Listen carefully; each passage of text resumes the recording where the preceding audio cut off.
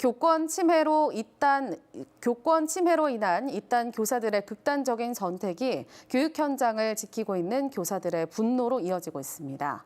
이런 가운데 강원도교육청이 교권 보호 대책을 내놨는데요. 구체적인 내용과 교원단체의 반응을 이재규 기자가 취재했습니다.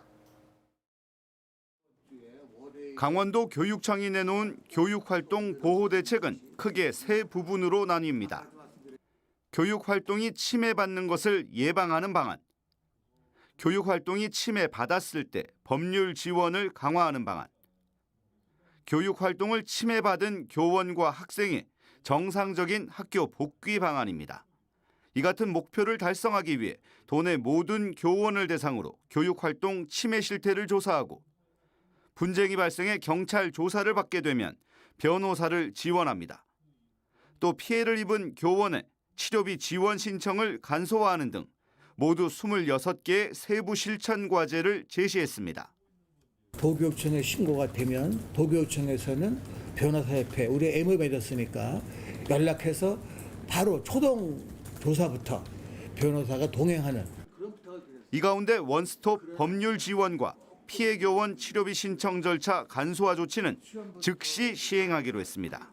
나머지 세부 과제는 올해 말과 내년에 순차적으로 추진할 계획입니다.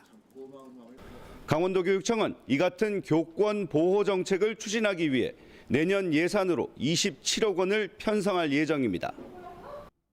하지만 교사와 학생, 학부모 등 교육 3주체 가운데 학부모와 교권 확립을 위해 이해 접점을 늘리는 방안이 부족한 점은 여전히 해결 과제입니다.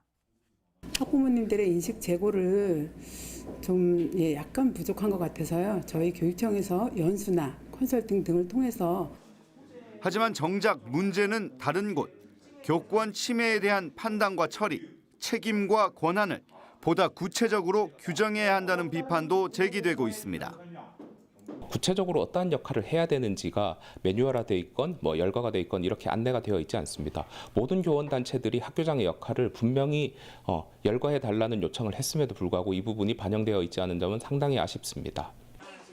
교권 보호 정책이 현실에서 성공을 거두기 위해서는 결국 학교장과 교육청이 문제 해결의 주체자로 직접 나서야 한다는 지적이 많습니다. MBC 뉴스 이재규입니다.